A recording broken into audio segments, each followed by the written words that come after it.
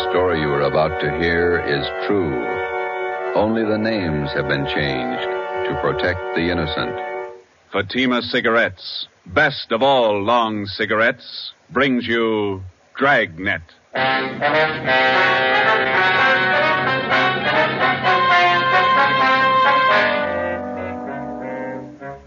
You're a detective sergeant.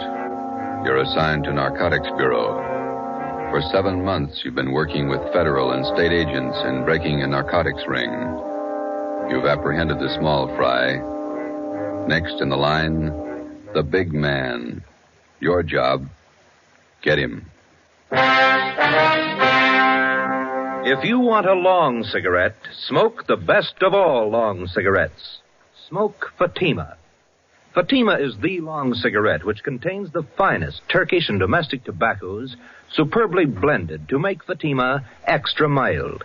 And that's why Fatima has a much different, much better flavor and aroma than any other long cigarette. That's why Fatima has more than doubled its smokers coast to coast. So, if you want a long cigarette, smoke the best of all long cigarettes.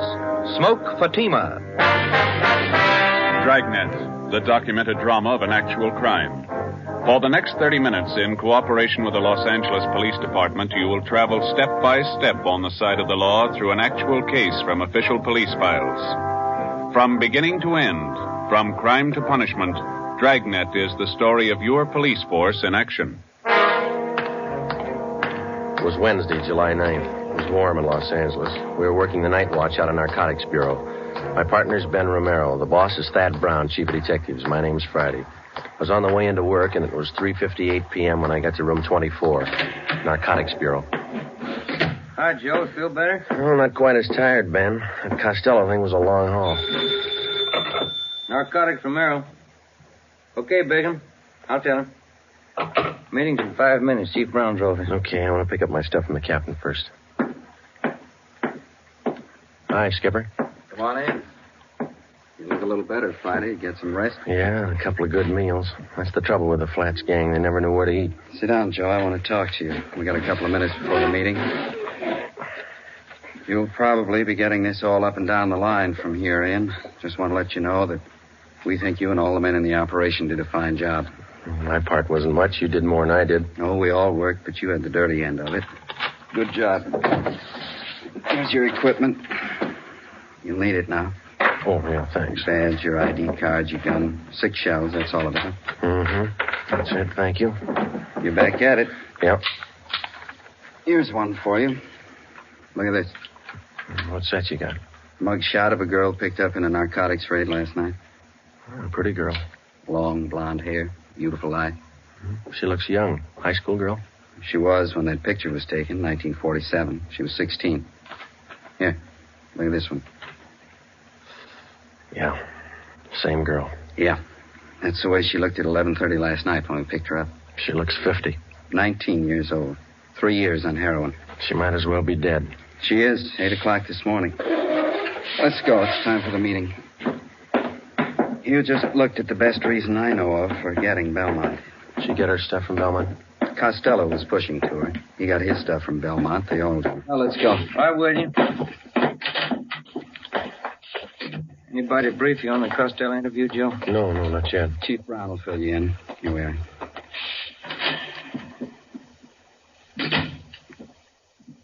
Chief? Gentlemen, come on in. You men all know each other. Oh, yeah. Hi, Craig. Captain White, I think you and your men know policewoman Caswell. Yes, sir. How are you, Florence? Hello. Miss Caswell, Inspector Virgil Beckner, State Narcotics. How do you do? Oh, yeah. Bill Craig, agent in charge, Federal Narcotics. Hello. How do you do? Before we get into the Belmont procedure, let's see how we stand on the Costello case. White, do you want to fill everybody in on information we got from Ralph Costello? Yes, sir. After his arrest Monday night, we interrogated Costello for about 4 hours. We confronted him with the package he sold to Friday here. How'd the stuff test? Crime lab ran it through, about 1/3 of an ounce of heroin, fair quality Mexican stuff. The man we picked up with Costello, Tony Morris, was questioned as well. He corroborated Costello's story. What'd you get from him? Well, he told us he had a great deal of information on the big man in the operation, Belmont. Said he wouldn't tell us a thing unless we made a deal with him. What kind of a deal? He wanted everything. But we finally agreed that the only thing we might possibly work out was his prison term. Mm-hmm.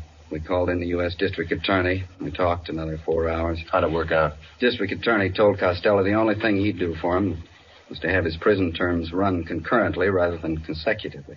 Not much to pay for what we got. Costello gave us enough to enable us to start moving on Belmont right away. We've had his MO confirmed. We've got a list of most of his pushers. Now we can get to him. Any definite plan, Chief? White and I have been talking over here with Craig and Beck. We worked out what we think might be a pretty good plan. Craig, do you want to lay out how your men are going to handle it from the federal end? We'll work from out of town to the center here. We'll check his contacts across the state lines. We've already traced his connections to the east, New York syndicate. We'll keep working that in. Beck, how about your state narcotics men? We'll work inside the state line here. We've already checked out part of his operations. We've located sources in San Francisco, Bakersfield, Fresno, as far south as San Diego, Lower California. We'll draw all those ends up tight. Keep moving. You fellows will both give us a hand if we need assistance. You bet. That's right. Fine. White, what are we going to do locally? Oh, it's going to be a case of taking what we know and finding out what we don't know, putting the two together. Seems to me to be a case of watching the man at all times. Belmont shouldn't be able to blow his nose without one of our men knowing it. It's going to be a tremendous undertaking. You all know the tough job it is shadowing narcotics men. They're fidgety, hypersensitive. They recognize anything out of the ordinary at once. And for that reason, it can't be a one-man operation. Everybody's got to work. Our undercover won't work this time. They're no doubt alerted. So we'll work it from another angle. When do we start? We've already started. Belmont lives in Manhattan Beach. His house is under surveillance, has been since yesterday. Well, I can't impress upon all of you the importance of not letting Belmont out of your sight for an instant. A narcotics buy could be made in 30 seconds. If we're not there at the instant, we lose him. Do we have anything at all as to when he might be ready to deal again? Nothing. Nobody seems to know Belmont's exact operating time. Could be any time. And in order to prosecute him, we've got to be there when the narcotics are in his possession or under his control. So we start to live with him and stay as close as we can without being tapped until there's a buy. That's it. Captain White has all the assignments for our local men. Okay. We'll watch him. And stay close to him. If he makes a move, be there. The meeting lasted 4 hours. During that 4 hours, a plan was formulated which we hoped would end in the successful apprehension of the number one man in Pacific Coast narcotics traffic, Arthur Z. Belmont. How do you watch a man, his every move, for 24 hours, day in, day out, without his knowing it?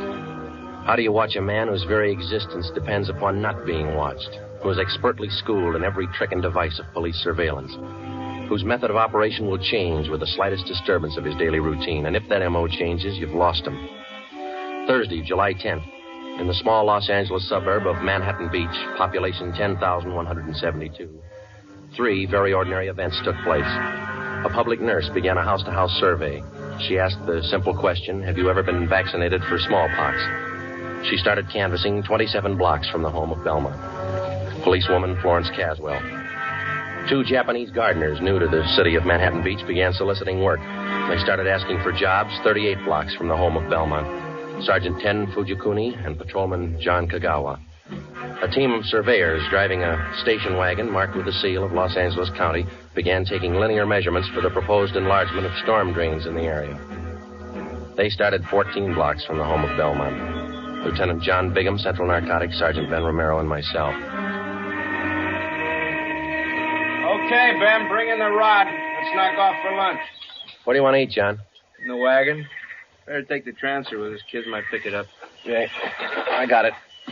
I can't keep the sand out of my shoes. Might as well get used to it. We're a long ways from home. Yeah. 9 years on the job. It's the first time I ever brought my lunch in a paper sack. Who knows, Joe? This might change your whole way of living. Who's that?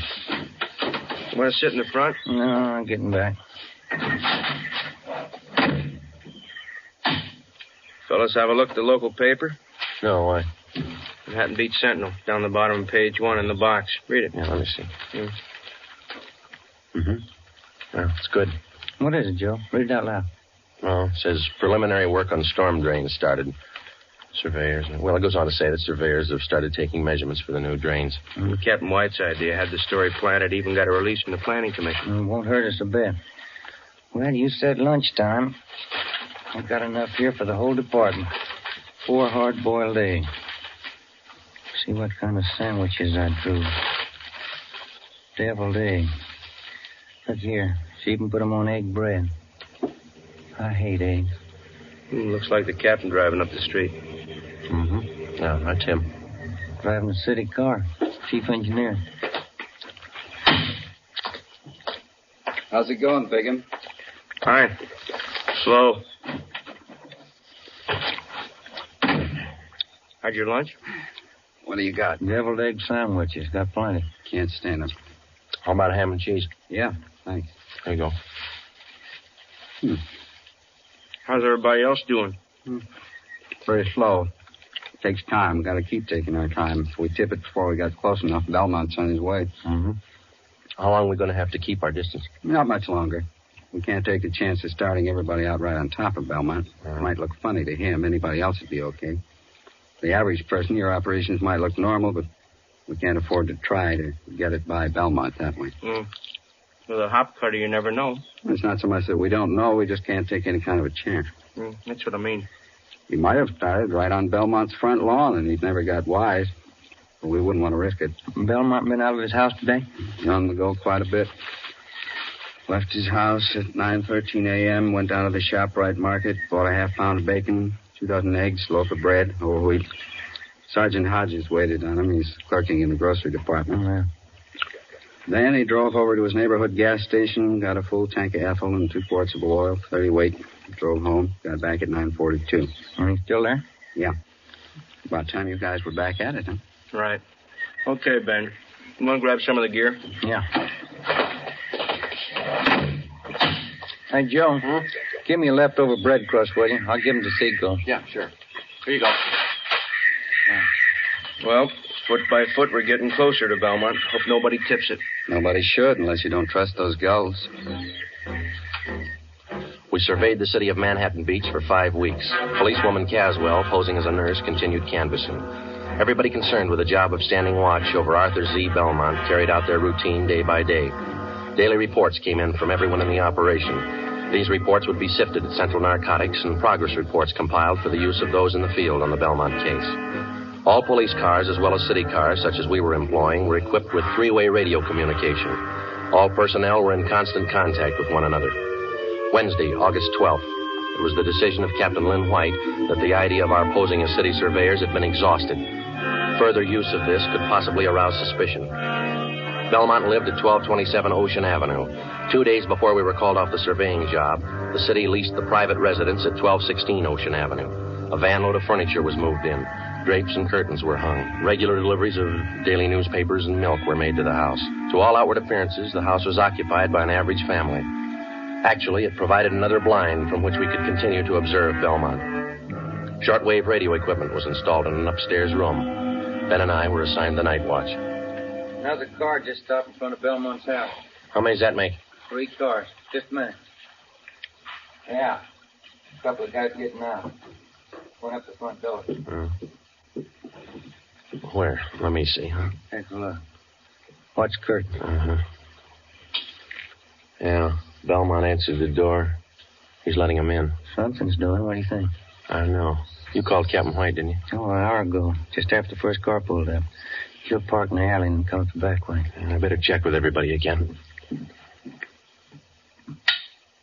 This portable seemed to warm up slower than our car radio. About the same. Here we go. Unit 140K to Unit 145K. 145K, go ahead. Just checking. Your location the same? That's right, Ocean and Clipper. We got 3 cars to cover now. Stand by. Roger. Unit 140K to 143K. 143K, we got it. Standing by. Location still good? Same. Be talking to you. Stand by. 140K to 149K. 149K, go ahead. Stay put. We got 3 cars now. Yeah, we heard. Still the same spot. Standing by. Roger. Captain just pulled into the alley, Joe. Good. Belmont's porch light just went out. Mm-hmm. Let's see. 3 guys came in the first car, 2 in the second, 2 in the third. Is that right? Yeah, 7 all told. 8 counting Belmont. Maybe he's running for office. Joe, Ben, any changes since you called me? Another car. Mm-hmm. Anybody you know? It's too dark to see their faces. Uh-huh. Dodge Coupe, gray, black package sedan, green Chevy. That might be for me. I told the office they could reach me, yeah. White. Yeah, Bigham. You must be wrong. You sure he's not lying? All right, thanks. Yeah. You sure Belmont hasn't left his house since you came on duty? Couldn't possibly. Not without somebody in the detail spotting him. He got out somehow. He made a buy. Captain White called the office and talked to Benny Arredondo, our narcotics undercover man. He confirmed the fact that somehow Belmont had a meet and successfully completed a narcotics transaction. None of us could figure how, and we didn't know when the meet took place. Arredondo told us that the buy had been made sometime in the past 10 hours. The arresting officers had recovered a portion of the narcotics, 2 bundles of heroin. They were found in the possession of one of Belmont's runners, Archie Scott. I can't figure it. What do we do now, Skipper? Sit tight and watch those 3 cars in front of Belmont's house over there. Maybe he didn't have to leave the house to make a buy. That's the way I got it pegged. Those cars down there, those are the first visitors he's had in the past 24 hours? As far as anybody knows, we watched it close. Sometimes it's like that. It looks like somebody's coming out over there. 2 guys. How many in there? 8, counting Belmont. All right, Friday. Get to the cars. Yeah. They started to move out yet? No. 5, 6, 7. That's all of them. They're heading for the car. Yeah. Looks like a 3-way switch. We'll see when they start to move out. Attention, all units and special details. Stand by. Here's the license numbers, Joe. Oh, good. I need those. Thanks. Green Chevy's headed south. Black Packard's going north. So's a Dodge Coupe. Uh-huh. Dodge turned left at the corner. It's headed east now. Got it. 140K to all units and special detail. Unit 149K. 149K, go ahead. 1946 green Chevrolet sedan, license 61 William 852, headed south on Ocean. Roger. Unit 145K. 145K, go ahead. 1947 gray Dodge Coupe, license 1 X-ray 1898, headed east on Clipper Street. Roger. 143K, come in. 143K, yep. 1939 black Packard sedan, license 6 Mary 6778, headed north on Ocean. Roger. Got him spotted. Could be a dry run. Couldn't afford to chance it either way. Nothing to do now but wait it out. That's right, and pray for rain. It was 8 minutes past 8 p.m. We sat back and waited for the reports to come in from the cars. At 8:25 p.m., 17 minutes after the alert was broadcast, Unit 149K reported in on the gray Chevrolet sedan. The car and its occupants were thoroughly searched. No trace of narcotics was found. 8:42 p.m., 34 minutes after the alert. Unit 143K to 140K. 143K, go ahead. On that 1939 Packard sedan, license 6 Mary 6778. Shook them down. Nothing. They're clean. 8:50 p.m., 42 minutes after the alert, the report on the third and final car came in, the 1947 gray Dodge Coupe. That's it. Not a trace of narcotics in any of those 3 cars. Belmont beat us. Tough luck. It's going to be tougher. Now he knows we're after him.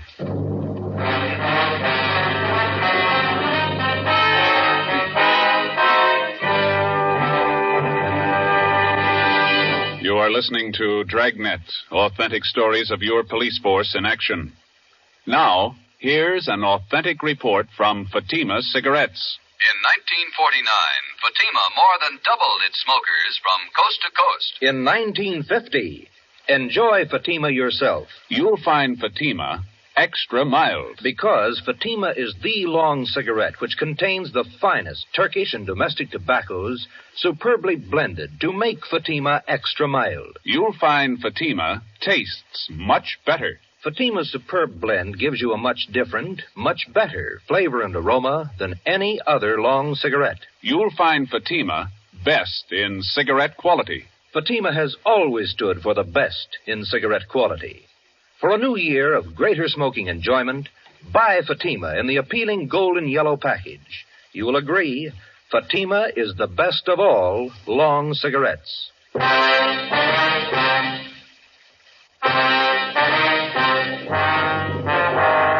3 cars switch. 3 cars arrive at a given point at different times. The meet takes place. The drivers of the various cars leave the given point at the same time. Each drives away from the point in a different direction, making it 3 times as difficult to follow them. The practice was not new to the Narcotics Bureau or the dealers in narcotics. It usually includes the dry run, in which the actual mechanics of the narcotics are carried out, but neither the merchandise nor the money is on hand.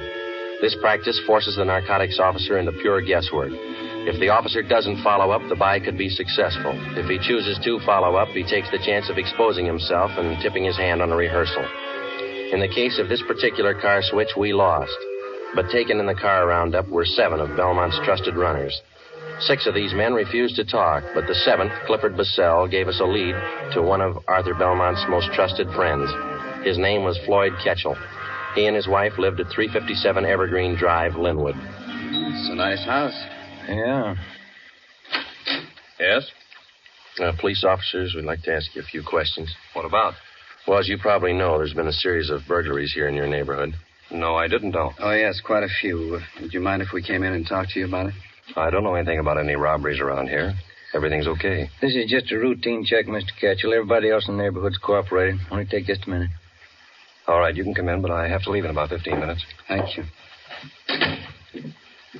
Well, you have a nice place here, Mr. Ketchel. Yes. Now, what was it you wanted me to help you with? You know a man by the name of Clifford Bissell? No.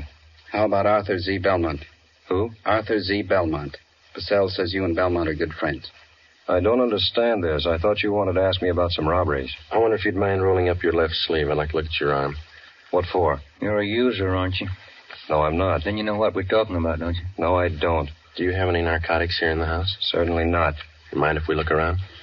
Why do you want to search the house? Why won't you show us your left arm? Floyd Ketchel would admit nothing, but he allowed us to search his home and grounds. An extra detail of men was called out to aid us in the search. We covered every foot of the acre of ground. This took 2 days. We found nothing. On the 3rd day, under the flooring of an upper bedroom of the Ketchel home, we found Ketchel's plant. He was using heroin. You want me to call Belmont, is that the idea? That's right. We want you to set up a meet with him. I'm not going to rat on Art. He's a friend of mine. Suit yourself. We found your plant there. We've got you. You'll be the fall guy. You mean I take all the heat? Why not? Bissell put the finger on you. We got to have somebody. Why pick on me? We just told you. We found the stuff here. Bissell fingered you. You're it. All you have to do is make a phone call. You won't have a clean slate, but it's going to sound a lot better in court. All right. It makes sense. You know what to tell him. We've already been over all that. Call him now. Friday, listen in on the extension. If Ketchel changes his mind in the middle of the conversation, I'll see that he hangs up. Yeah.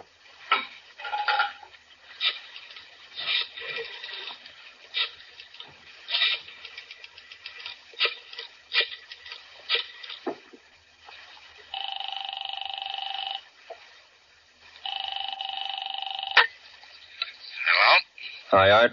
Floyd Ketchel. Hiya, Ketch. Fine. How's Edna? She's fine, Art. Say, I got a friend on his way to Honolulu. Uh-huh. He wants to take a little package along. Gotta have it. You know him? Is he okay? Yeah. Old friend. You sure?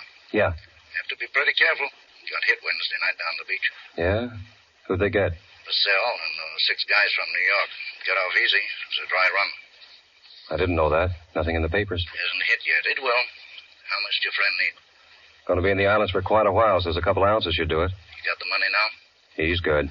Can you swing it tonight? Boat leaves from San Francisco day after tomorrow. Hasn't got much time, has he? Okay, you want to pick it up? Yeah. All right if I bring him along? I want you to meet him. Good customer. If you're sure about him, yeah. 8:30 at the store. We'll be there, Art. 1,100 cash. Yeah. Better be okay, Ketch. He is. Better be. I had one dry run this week. I can have another.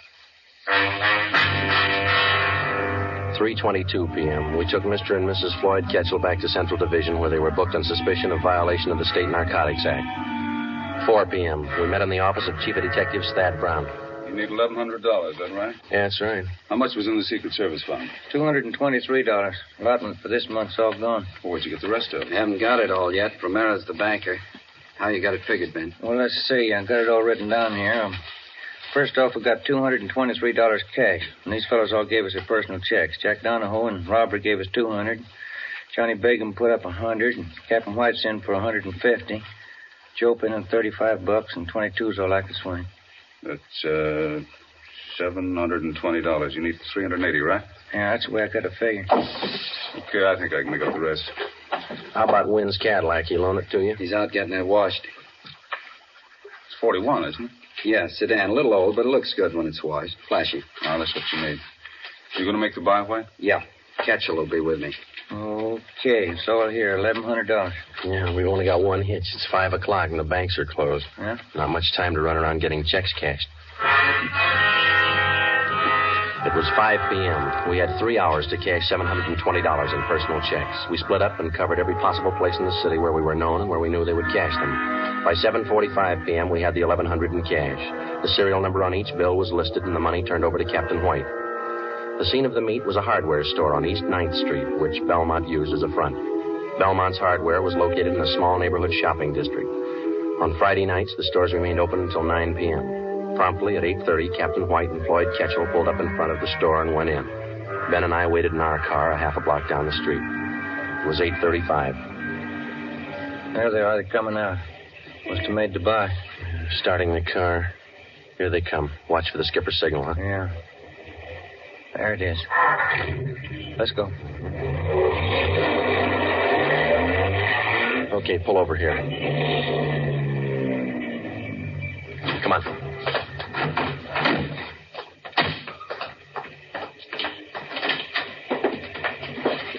There's a clerk back there. You see Belmont? No. Yes, sir. Can I help you? Mr. Belmont around? No, sir. He just stepped out. You sure? Yes, sir. He went out the back door not a minute ago. Bigham and Cassidy are out there, aren't they? Yeah, he won't go for it. Oh, there's Mr. Belmont. Mr. Belmont, these gentlemen want to see you. Running up the stairs to mezzanine. Come on. All right, Belmont. Wait a minute. What's that barrel? Watch it. Look out! Pushing that barrel down the stairs. All right. Let's go. Come on. There he is. He's trying to reach that skylight. Belmont, get on. You'll never make it. Slipping, Joe. Belmont!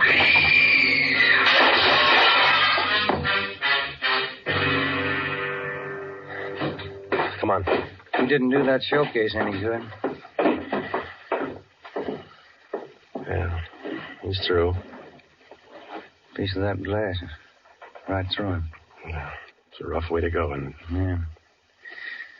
At least narcotics didn't kill him. Didn't it?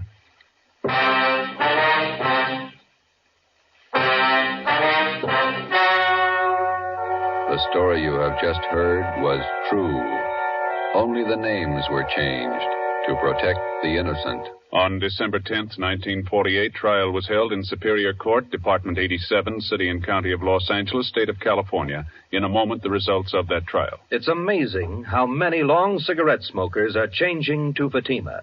Here is the actual report. From coast to coast, Fatima has more than doubled its smokers. Yes, more and more smokers every day are discovering that Fatima is the best of all long cigarettes. Smokers find Fatima has a much different, much better flavor and aroma than any other long cigarette. They find that Fatima is extra mild because it's the long cigarette which contains the finest Turkish and domestic tobaccos superbly blended to make it extra mild. Enjoy extra mild Fatima yourself. Best of all long cigarettes.